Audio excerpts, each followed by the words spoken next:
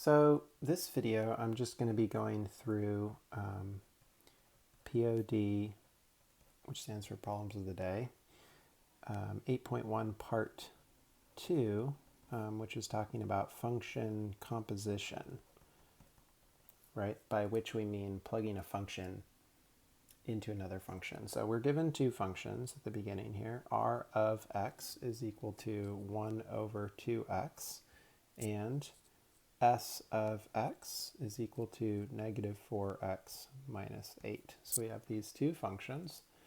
This is a scale of 1 over x, and this is a linear function, right, with slope negative 4 and y-intercept negative 8, so we can recognize those functions. Number one is just asking us to write out what we would say when we see this, and we would say r of s of 1. That's probably the most common way to say that. You could also say r composed of s of 1, because composed is composition, plugging something into something else. Moving on to number 2, to actually evaluate this, probably the easiest way is to start in the inside and work out. So really what we need to do is find s of 1 first and then plug that into r. So we'll find s of 1 first, then plug into r. So let's find s of 1. So s of 1, if we plug 1 into this function, we would have negative 4 times 1 minus 8, which is negative 12. So that's s of 1. So really what I'm trying to find is r of negative 12, because s of 1 is negative 12. And r of negative 12 is then 1 over 2 times negative 12, which would simply be 1 over 24 with a negative. So again, we're just plugging 1 into s, getting a value, which is negative 12, and then plugging that into r. If we wanted to think about it sort of as a picture, what's really happening is we're taking the input, the x value of 1, plugging that into the s function, right? Out of the s function comes negative 12. Then we're plugging that into the r function.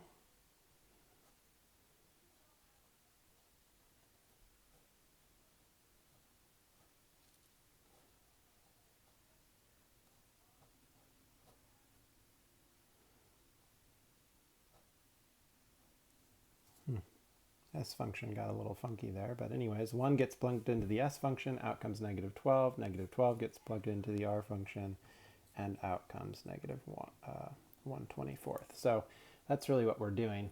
Remember that when you are evaluating composition, you start from the inside. So you find s of 1 first, then plug that into r.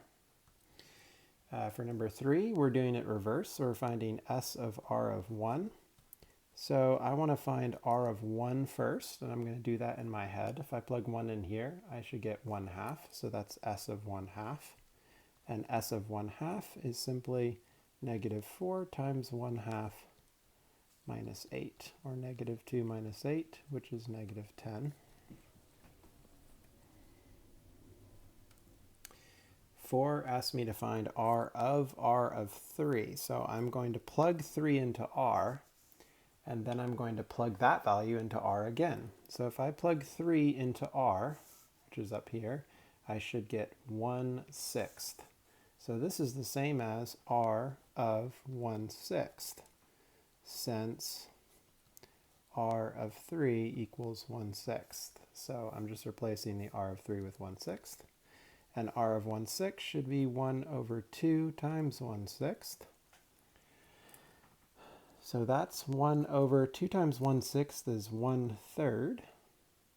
And 1 divided by 1/3 is 3, because I'm multiplying by reciprocal. So r of 3 is actually equal to 3.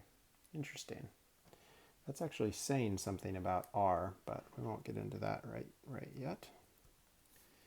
Okay, number 5 asks us to find an expression for r of s of x and state its domain. So what I like to do is simply make a template for r.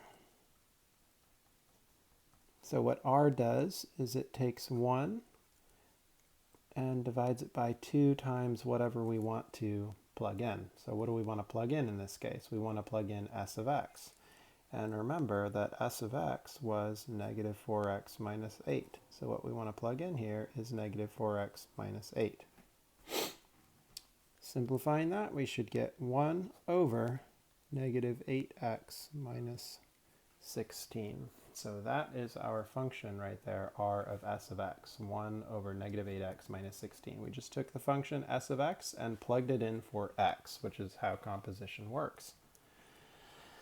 Now, to think about the domain, what we need to make sure is that we're not dividing by 0. So really what we can do is say, great, negative 8x minus 16 cannot be 0, because if it were, then we'd be dividing by 0, and that's not defined. So negative 8x cannot equal 16, and x cannot equal negative 2.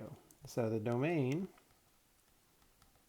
would be all real numbers such that, this symbol means such that, for you nerds out there, all real numbers such that x does not equal negative 2. So that might be a nice way to write it, but you could just simply write x does not equal negative 2. Everything else should work.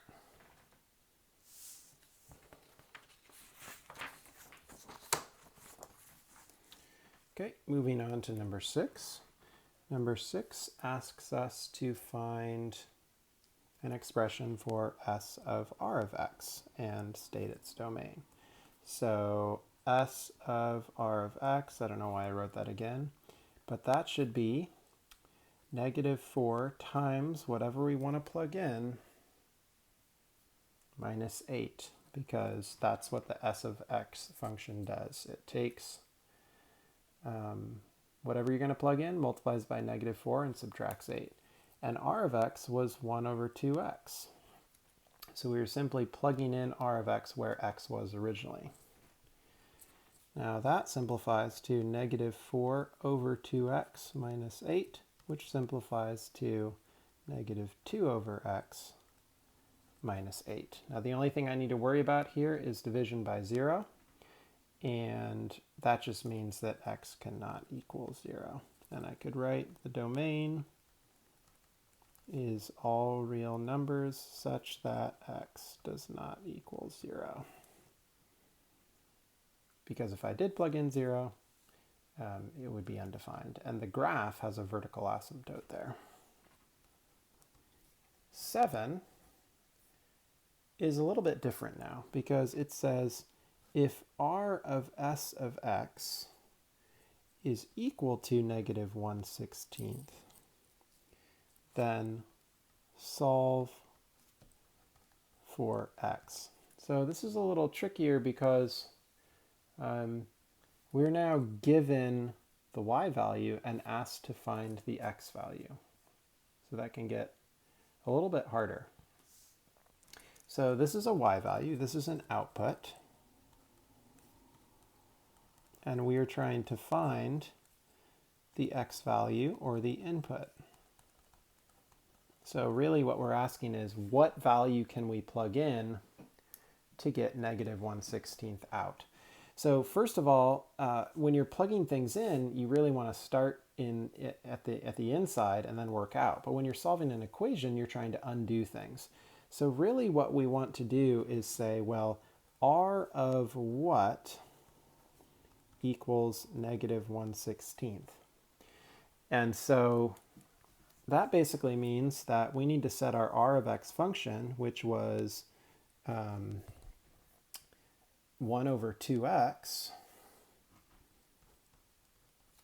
equal to negative 1/16. Right? Because ultimately, we want our r function to give us negative 1/16. So if we use the cross products property, then this becomes 16 equals negative 2x. Dividing by negative 2, we have negative 8 equals x. But remember that solves the equation r of x equals negative 1/16. But we're trying to solve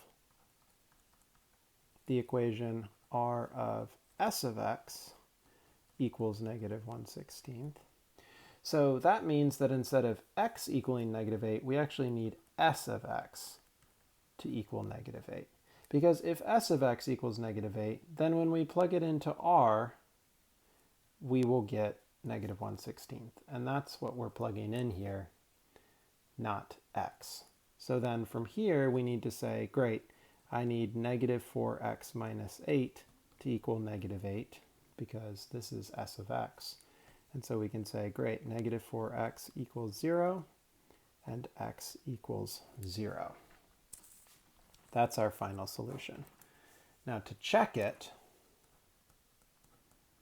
we want r of s of 0 to equal negative 1/16. So does it? Well, s of 0, this is s of x right here, s of 0 is negative 8. And r of negative 8 would be 1 over 2 times negative 8. And as it turns out, we get negative 1/16 equals negative 1/16, which is what we want. So this solution is true. So to recap, what you really want to do is find what value makes the outer function equal to this, and then set the inner function equal to that value. I'll say that again. Find what the outer function, what you need to plug into it to get this, and then set the inner function equal to that. Okay, so let's take a look at another example here following that. Number 8. S of r of x equals negative 4. And we want to solve for x. Okay, so first of all, I'm going to set s equal to negative 4. So s of x, remember, was negative 4x minus 8. And I want that to be equal to negative 4. This is s of x. Then if that's true, then negative 4x equals 4, and x equals negative 1. But I'm not plugging in x, I'm plugging in r of x. So I need r of x to equal negative 1. And so r of x was 1 over 2x, and that needs to equal negative 1. Using the cross products property again, I should get 1 equals negative 2x, and that means that negative 1/2 equals x. Now let's solve this another way that might be a little bit more intuitive. And that is, we already have a function for s of r of x because we wrote one earlier, and it was negative 2 over x minus 8 equals negative 4. So why not just use our function s of r of x, and then we can just solve for x this way. That might be easier, instead of taking the outer function and setting it equal to this, and then getting a value, and then setting the inner function equal to that. So if I solve this, I'd get negative 2 over x equals 4 by adding 8 to both sides. Use the cross products property, and I have negative 2 equals 4x. Divide by 4, and I have negative 2/4 equals x. And of course, that simplifies to negative 1/2. So you can see that we got the same thing with both methods. Now to check, s of r of negative 1/2 would be s of r of negative 1/2 is 1 over 2 times negative 1/2. And that would be s of negative 1. And s of negative 1 would be negative 4 times negative 1 minus 8, which is negative 4. And that is what we want. So it works out. All right, let's do number 9, which was s of x equals 104. So what I'm going to do is find this function first, and then just set it equal to 104. So the s function takes whatever you plug in, multiplies by -4, and then subtracts 8. And what we're plugging in is the s of x function again. So we're composing it with itself. And that needs to equal 104. Now we can just solve this normally by saying, great, let's distribute and get 16x plus 32 minus 8 equals 104. So 16x 32 minus 8 is 24 equals 104. 16x equals 80, and x equals 5.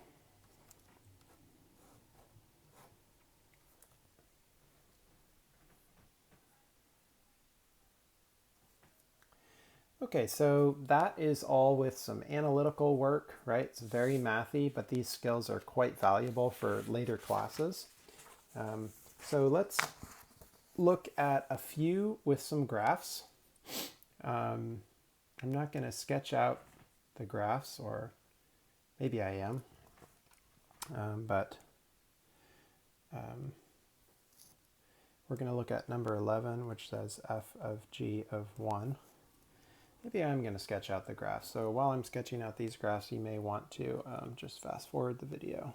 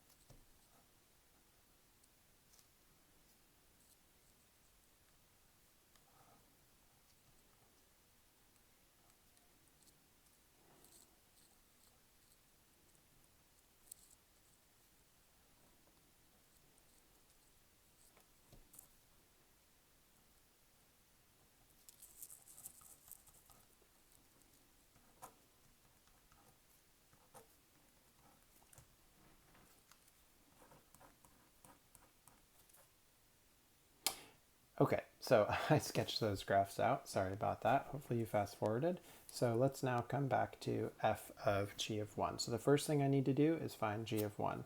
So this is g of x, and g of 1 would simply be the y value where x equals 1, and that's 2. So this should equal f of 2. F of 2 is right here, and that is 0. Number 12, I'm finding g of f of 1, which means I'm finding f of 1 first, then plugging that into g. F of 1 is -2, so that would mean that I want to find g of -2. Coming to g, here's x equals -2, so g of -2 is -1. Okay, moving on to 13, which says to find f of 3. So that would be f of 3, 1, 2, 3. F of 3 is -1. So f of -1 and f of -1 is 2. And then 14 and 15 and 16 are going to ask us to solve some equations, which is going the other way around. So 14 says find x if f of g of x is equal to 1. Great, so what I want is to find where f equals 1 first. So where does f equal 1? Well, f equals 1 anywhere along this line right here. So, right, because this is a y value. It's an output. Okay, and that's pretty crucial. Whereas here, this is an input. That's what I'm plugging in. This is what I'm getting out. So coming up here, there are two spots where f of x equals 1. at -1/2 and at -2. So whatever I plug in here has to equal -2 or -1/2, because then I will get 1 out of f of x. So that means, so I can basically say f of -2 equals 1 and f of -1/2 equals 1. Thus, g of x must equal -2 or g of x must equal -1/2. Okay, so then I need to go back to g of x and find where it's equal to -2. Well, I think my graph is a little off here, but this should be -2 right here. So where is it equal to -2? At x equals -3. And where is it equal to -1/2? Well, -1/2 is right here.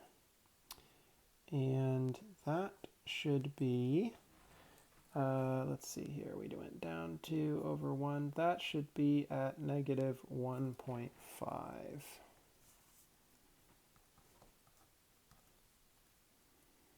Or 1 1/2 or -3/2. Okay, so I think my solution to this is x equals -3 and x equals -3/2. So let's check it. Is f of g of -3, what is that equal to? Well, g of -3 is equal to -2.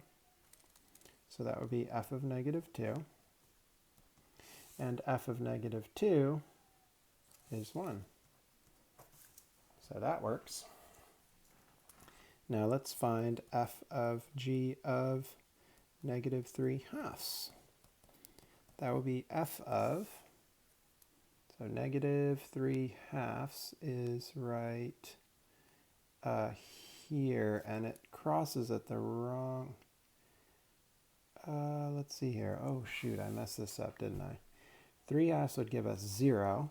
This is why you check your work. So this is not right. It should be -1 3/4. -1 3/4, which is negative for 7/4. Yep. So this should not be that. This should be -7/4. So let's go back here. -7/4, -1 3/4 gives me -1/2. And let's find f of -1/2. Well, f of -1/2 is 1. So that works.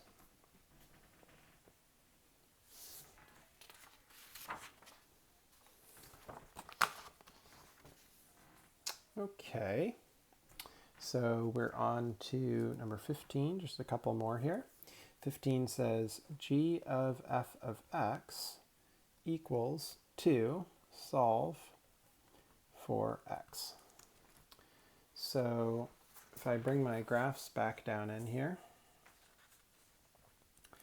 I need to set g equal to 2 first. So where does g equal 2? Well, g equals 2 all along here for all of these values right here. So this is kind of complicated because g can equal 2 for all x values between 1 and 2. So g of any x value between 1 and 2 is equal to 2. That's going to make things a little bit complicated because we have a range of values that gives us 2, right? This is 1, this is 2, and any of the x values in here give me a y value of 2. So that means f of x can be anything between 1 or 2. Oh my.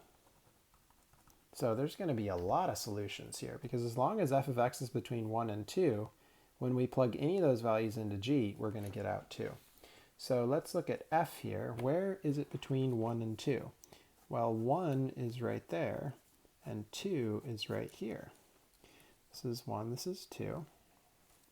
So that means my x values can be between here and here.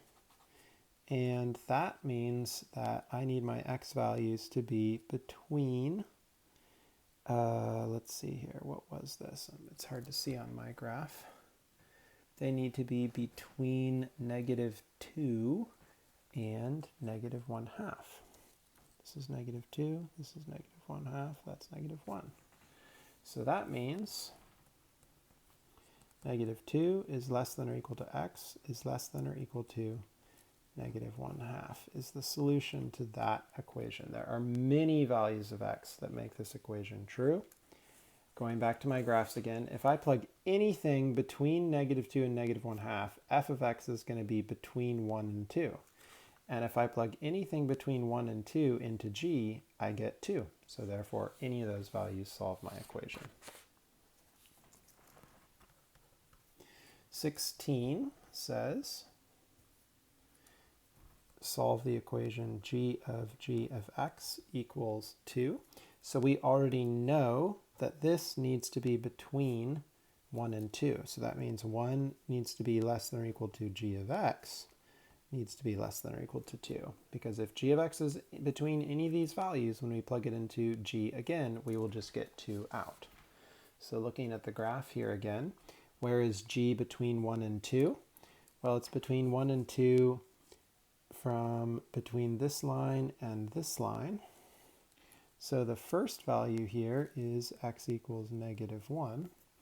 And the second line is, let's see here, that should be 2.5. So -1 to 2.5 is where g is between 1 and 2. So we can write thus -1 is less than or equal to x is less than or equal to 2.5, which is 5/2. Okay, and finally, number 17, what is the domain and range of f of g of x?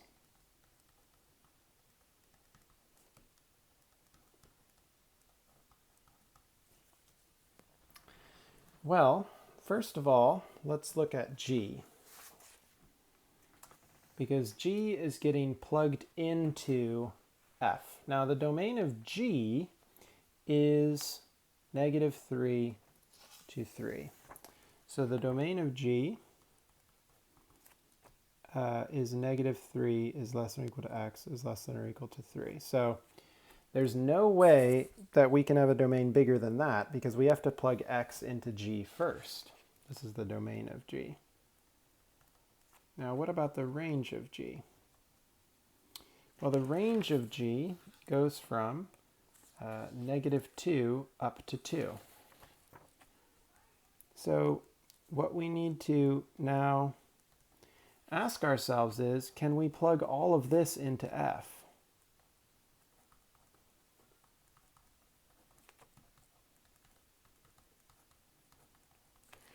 Okay, so can we plug anything between -2 and 2 into f? The answer is yes. So if that's true, then this should be the domain of f of g of x. So we already know the domain of this function is -3 is less than or equal to x is less than or equal to 3. And that's because we can plug all of those values into g, and any of the values that we get out of g we can plug into f. So then we can plug any of these values into the composition. Now what about the range? Because remember, we're only plugging in values between -2 and 2. So we need to look at f to see what we get out. So here's -2, and here is 2. So what is the range of f on this domain? Well, it goes all the way down to -2, and it goes all the way up to 2. So the domain of f, or the range of f, for -2 is less than or equal to g of x is less than or equal to 2 is -2 is less than or equal to f is less than or equal to 2. So therefore the range of this composite function is -2 is less than or equal to f of g of x, which is less than or equal to 2.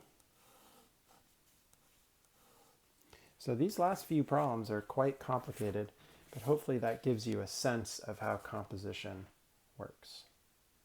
Okay, see you soon.